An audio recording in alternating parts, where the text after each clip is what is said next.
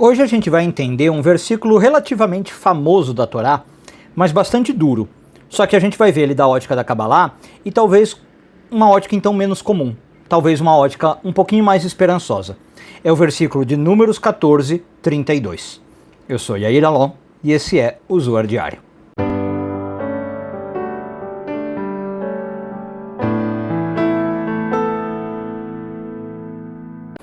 Essa semana continuamos a ler a porção de Shlach, hoje focando nos parágrafos 101 e 102 do Zohar, 10º ano de leitura. Bom, o versículo que a gente está analisando, Números 14, 32, diz o seguinte: e as vossas carcaças cairão nesse deserto.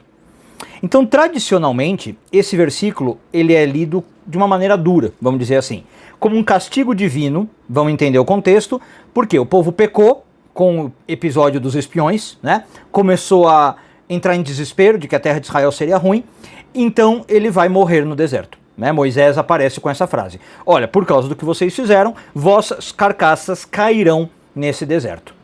Mas a gente vai, como eu falei, explorar outra perspectiva, tá? Sobre o que significa deixar essa carcaça cair no deserto. Então, vamos começar talvez pela palavra central do versículo, né? Carcaça, que em hebraico é peger, uma palavra um pouco rara. Então pergunta, o que é uma carcaça?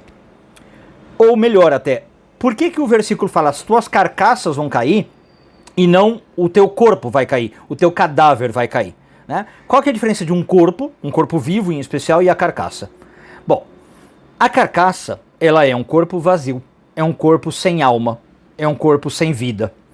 É uma estrutura que ela já foi habitada, digamos assim, mas agora ela só representa o que era, o que foi, o passado. Na linguagem simbólica, a carcaça representa aquilo que ficou em nós, mesmo depois de ter perdido o sentido. Coisas que a gente carrega que já não devia estar carregando, mas a gente carrega. Então, uma identidade que você carrega, mas que não te representa mais. Um padrão emocional ou mental que já está obsoleto, que às vezes você traz lá da infância. Um papel social que te esvaziou. Uma maneira de pensar que se tornou automática, se tornou sem alma. Percebe? Várias coisas são a carcaça. Agora, vamos refletir sobre o deserto. Na Torá, o deserto aparece muito, né? Inclusive tem um livro da Torá que é Bamidbar, no deserto. O deserto, ele é mais do que um espaço físico. Ele é um espaço simbólico de travessia. No deserto, eu não tenho estruturas, né? Tudo que está no deserto, ou ele está velho, ele já é muito antigo e está lá há muito tempo, ou está morto. Tudo que está no... O deserto tem uma energia de decadência, vamos chamar assim. Né? Mas justamente por isso, o deserto permite que tudo que é novo surja. Você atravessar o deserto é você deixar para trás as coisas velhas para emergir algo novo. Tá? Então, quando a gente passa pelas famosas crises, por mudanças radicais, por transições da vida, a Kabbalah diz que esses são os nossos desertos, né? As travessias chatas, mas que permitem nascer algo novo. Então, nesses momentos, é natural que as carcaças comecem a cair. Tá dando para entender agora o significado?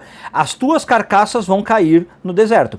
Ou seja, quando eu vou atravessando os desertos da vida, velhos apegos vão indo embora, máscaras sociais vão indo embora, formas de pensar que não se sustentam vão indo embora. Às vezes à força, né? O deserto faz isso à força.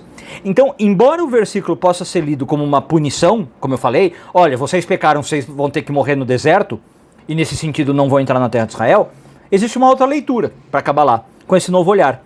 Quando Moisés fala, as vossas carcaças cairão nesse deserto, mais do que uma ameaça, é uma promessa de depuração. Moisés está falando o seguinte, olha, não dá para vocês entrarem assim na terra de Israel. Eu estou garantindo para vocês que o que não serve mais em vocês, vai cair. Tudo que está seco, tudo que está morto, tudo que está sem propósito em vocês, vai ficar pelo caminho, não vai entrar em Israel. Só vai entrar em Israel aquilo que é autêntico, aquilo que é íntegro, aquilo que é vivo. Isso vai atravessar, caso contrário não. Tá? Então, de novo, quando a gente tem as nossas crises pessoais, as nossas travessias, as nossas decepções, caem certas coisas de nós. Por exemplo, quando a gente tem uma crise, que eu falei, o que é a primeira coisa que geralmente cai? As nossas certezas frágeis. Coisas em que a gente acreditava, a gente tinha certeza e não era bem assim. Essas coisas vão embora, só sobra o que é firme. Né? Quando você passa por uma decepção, você deixa para trás, você faz cair as carcaças das ilusões que te levaram àquela decepção. E fica um senso mais maduro de si. Né?